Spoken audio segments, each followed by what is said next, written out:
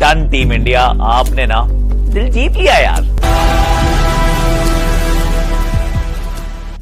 2024 का T20 विश्व cup जीतकर इतिहास में अपना नाम अमर कर चुका वो कप्तान अब एक नई मंजिल की सफर पर चल पड़ा था। गुजरते वक्त के साथ हालातों ने सातों रंग को अब एक नए रंग में ढाल दिया था, लेकिन बीते उन गौरव पलों के संग उस कप्तान की आंखों में एक नए सपने के लिए चमक थी। लेकिन नई उम्मीद और आशाओं का दृढ़ संकल्प लिए एक बार फिर वह कप्तान निकल पड़ा सीना तान के, संघर्ष की अग्नि में सपनों की नई ऊंचाइयों को छूने। वह काफिला चल पड़ा हाथों में मसाल थामे विजय की ओर। खैर, कई सालों की तन्हाई के पश्चात पाकिस्तान की धरती पर खुशियों की बहार थी। क्रिकेट के महाकुंभ के गूंज में बसी एक नई पुकार थी। पाकिस्तान की सरजमीन पर एक बार फिर क्रिकेट की बहार थी। लेकिन आईसीसी के चेयरमैन श्रीमान जय शाह के एक दाव ने पूरी कहानी में एक नवीन मोड़ ला दिया। उनके एक निर्णय ने न केवल उनके माहौल को बदला, बल्कि टीम इंडिया के लिए मंच भी बदल गया। दुबई के सुनहरे मैदान में टीम इंडिया के सारे मुकाबलों का समीकरण सुनिश्चित हो गया। जय शाह के इस फैसले से संपूर्ण पाकिस्तान का माहौल गर्म हो चुका था और माहौल खेल के जुनून से गरमाया हुआ था। बस वो नहीं चाहते कि पाकिस्तान किसी भी तरह से दुनिया में कोई अच्छा काम करे। अभी देखे ना, आईसीसी जो है वो भी इंडिया की तरफदारी करता है क्योंकि वो पैसा देता है। और जो हिंदुत्व और मोदी की पॉलिसी है उसी का नतीजा है। 750 करोड़ हम गद्दाफी स्टेडियम में लगा रहे थे, इंडिया पाकिस्तान का मैच यहीं पे होना था। हम तो टिकट लेने का सोच रहे थे और वो लोग कह रहे नहीं आएंगे। नमस्कार दोस्तों, आप देख रहे हैं स्टोरी विद रियल क्रिकेट का विशेष एपिसोड, जिसमें हम लेकर आए हैं भारत बनाम पाकिस्तान का रोमांचक मुकाबला, चैंपियंस ट्रॉफी 2025। खैर, राउफ अपनी रफ्तार और तीव्र बाउंसर से कहर बरपाने को तत्पर था, तो शाहीन अपने असरदार गेंदबाजी के जादू से समा बांधने के उद्देश्य में था। बाबर अपने उखड़े पिछले टावर का प्रतिकार लेने को आतुर था, जबकि पाक सेनापति मोहम्मद रिजवान विजय का पताका टीम इंडिया पर फहराने का ख्वाब देख रहे थे। खैर, 23 फरवरी 2025 को चैंपियन ट्रॉफी में होने वाले भारत बनाम पाकिस्तान के मध्य बहुप्रतीक्षित मुकाबले की प्रतीक्षा अब संपूर्ण विश्व कर रहा था। यह तारीख पूरे विश्व के लिए एक महाउत्सव बन चुका था। संपूर्ण हिंदुस्तान के दफ्तरों और ऑफिसों में ताले बंद थे, परंतु उम्मीदों का सूरज अभी भी जीत के दरवाजे खुले हुए थे। हिंदुस्तान की हर गली, हर नुक्कड़, हर सड़क, यानी कि चाय की दुकान से लेकर चौपालों तक बस एक ही चर्चा थी कि आज का दिन क्रिकेट के इतिहास में सदा के लिए अमर होने वाला है। भारतीय समयानुसार यह मैच 2:30 पर प्रारंभ होता है। पाक सेनापति मोहम्मद रिजवान ने टॉस जीतकर पहले बल्लेबाजी करने का फैसला लिया। पाक के ओपनर बल्लेबाज किंग बाबर आजम और इमाम पारी की शुरुआत करते हैं, जबकि टीम इंडिया के लिए पहला ओवर लेकर आए मोहम्मद शमी, जिसने लगातार 5 वाइड फेंककर टीम इंडिया को खराब शुरुआत दिलाई। परंतु पाकिस्तान पर पलटवार करते हुए राणा ने दूसरे ओवर में शानदार वापसी करा।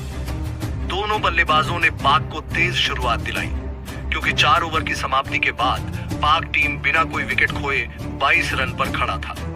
इसके बाद हर्षित राणा को 2 चौके लगाकर बाबर आजम ने प्रतिकार की अग्नि को हवा दी, लेकिन मोहम्मद शमी के सारी ताकत विफल होने के पश्चात हिटमैन रोहित शर्मा ने 8वें ओवर के लिए गेंद हार्दिक पांड्या को सौंप दी और पांड्या ने अपनी काली शक्ति का आह्वान किया और ओवर की दूसरी बॉल पर बाबर के महल को उखाड़कर इस सस्ते किंग को चंद घंटे का बादशाह बनाकर पवेलियन वापस लौटने की ओर धकेल दिया। बाबर के जाने के बाद इमाम ने शकील के साथ मिलकर मोर्चा को सजाने का प्रयास करते हुए पाक टीम को संजीवनी देने का असफल प्रयत्न किया, लेकिन 10वें ओवर में अक्षर पटेल के एक सटीक थ्रो ने इमाम के पारी का अंत कर दिया। 10 ओवर का खेल समाप्त हो चुका था। पाक टीम के खाते में 2 विकेट पर 52 रन दिखाई दे रहा था। इमाम के आउट होने के बाद क्रिकेट के महायुद्ध में आगमन होता है सेनापति रिजवान का।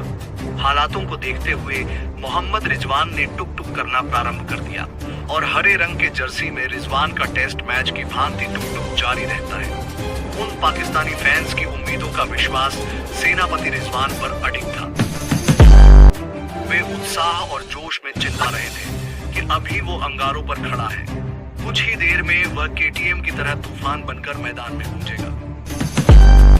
है ना, ये होंडा का इंजन है, अभी चलते चलते गर्म होगा। अब जब गर्म हो गया तो फिर तो छक्के चौकों की बरसात हो जाएगी।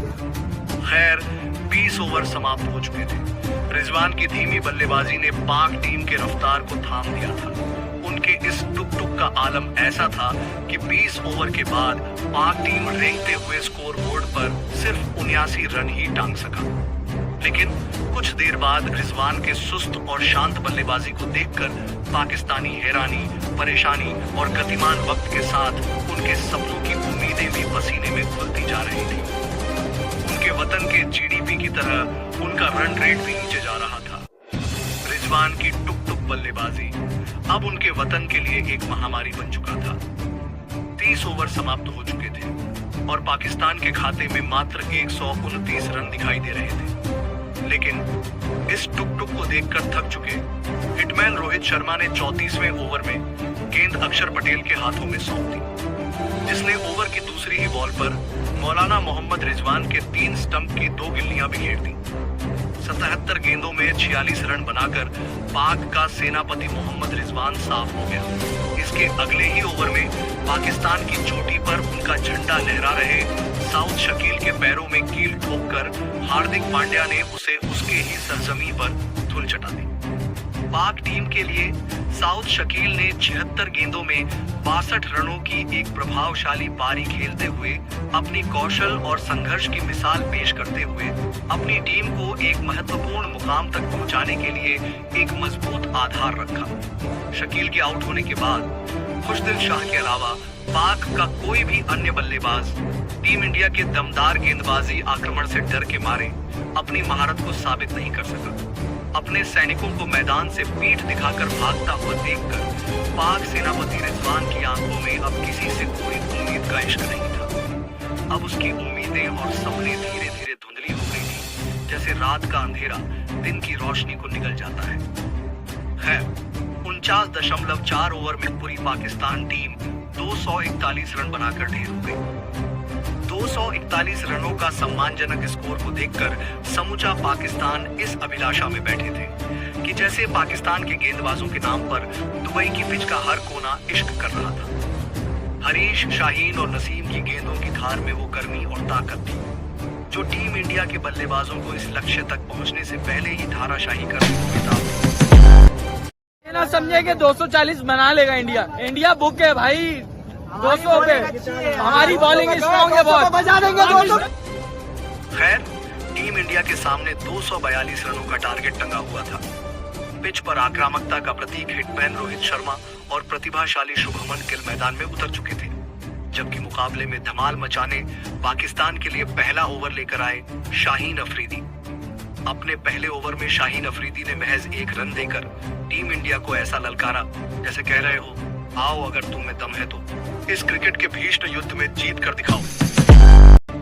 हिटमैन रोहित शर्मा को यह बेहूदी ललकार उनके दिल में चुभ गई और पारी का दूसरा ओवर डालने आए नसीम शाह को एक चौका और एक छक्के के साथ टोटल 10 रन बटोरते हुए संपूर्ण पाकिस्तानियों की बोलती बंद कर दी। लेकिन 5वें ओवर की आखिरी गेंद पर शाहीन अफरीदी ने टीम इंडिया के सेनापति रोहित शर्मा को होल्ड कर भारतीय टीम को पहला झटका दे दिया। खैर रोहित के बाहर जाने के बाद मैदान में वो योद्धा एंट्री करता है जिसकी बैटिंग को देखकर कई सालों से पड़ोसी मुल्क पाकिस्तानियों का दिल रुक सा जाता है। उनके बैटिंग कला के हर शॉट में वो खौफ है जो हमेशा उन्हें डराने के साथ साथ उनकी रातों की नींदें भी उड़ा दिया करता है। खैर कोहली और गिल ने टीम इंडिया के पारी को संयम के साथ मोर्चा सजाया। दोनों बल्लेबाजों के पराक्रम में वो शक्ति थी जिसे ना तो रऊफ की रफ्तार के घमंड ने रोक पाया और ना ही शाहीन के स्विंग का जादू चला।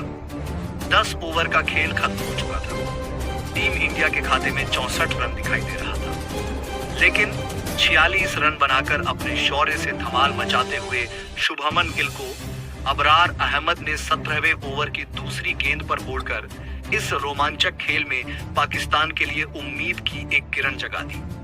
गिल का विकेट लेने के बाद मुगल सम्राट के कुपोषित औलादों ने शुभमन गिल को कुछ इस अभद्र तरीके से पवेलियन जाने का इशारा किया, लेकिन इसके बाद कोहली और अय्यर ने उन चंडालों से उनके खुशियों को चुराते हुए मुगलिया सल्तनत के गेंदबाजों के पसीने निकालकर मैच की धारा को पलट दिया। 27वें ओवर में एक चौका लगाकर कोहली ने अपनी हाफ सेंचुरी पूरी की, जबकि 37वें ओवर में श्रेयस अय्यर का भी अर्धशतक आया और जब 39वें ओवर में श्रेयस अय्यर 56 रन बनाकर आउट हुए। उससे पहले ही अय्यर ने कोहली के साथ मिलकर 114 रनों की साझेदारी करके टीम इंडिया के लिए जीत के दरवाजे खोल दिए थे। इसके बाद किंग विराट ने अक्षर पटेल के साथ मिलकर अपने करियर की बेमिसाल 82वीं शतकीय पारी खेली और इस शतक ने टीम इंडिया को मैच में शानदार जीत दिलाई। और टीम इंडिया के ऐतिहासिक और यादगार जीत के बाद पाकिस्तानी फैंस का गुस्सा उनकी टीम पर फूट पड़ा और उन्होंने अपने खिलाड़ियों पर गालियों की बारिश कर दी। हार की निराशा ने उनके दिलों में आक्रोश पैदा किया, जो उनकी आवाजों में साफ सुनाई दिया। रिजवान साहब ने तो सुना दिया 25,000। वही तो कह रहा हूँ, तो मैंने कह रहा हूँ, जो वो अपने टेस्ट प्रैक्टिस कर रहे थे 250 का टिकट 1500 रुपए में मैं खर्चा खुद, और ये टीम लेकिन गालियाँ नहीं दूंगा, क्या दूंगा यार? मैं इनको गालियाँ देना चाहता हूँ, आप बहन की गालियाँ देना चाहता हूँ, यूट्यूब पे दे नहीं सकता मैं, खुदा की कसम अल्लाह इनको गलत करे सबको। इन्होंने बर्बाद कर दिया हमारी क्रिकेट को, अल्लाह इनको तबाह हो, इनके हाथ पैर टूटे, इन्होंने दिल तोड़ दिया। रिजवान से खेला नहीं जाता, बाबर को सिखाओ क्रिकेट कैसे खेलते हैं। विराट कोहली इसका बाप है कोहली यार। 14,000 रन भी मारे, सेंचुरी भी मारी, तुम्हारी भी मारी, लिटाया फिर बिठाया फिर खड़ा किया फिर बोला ले लो।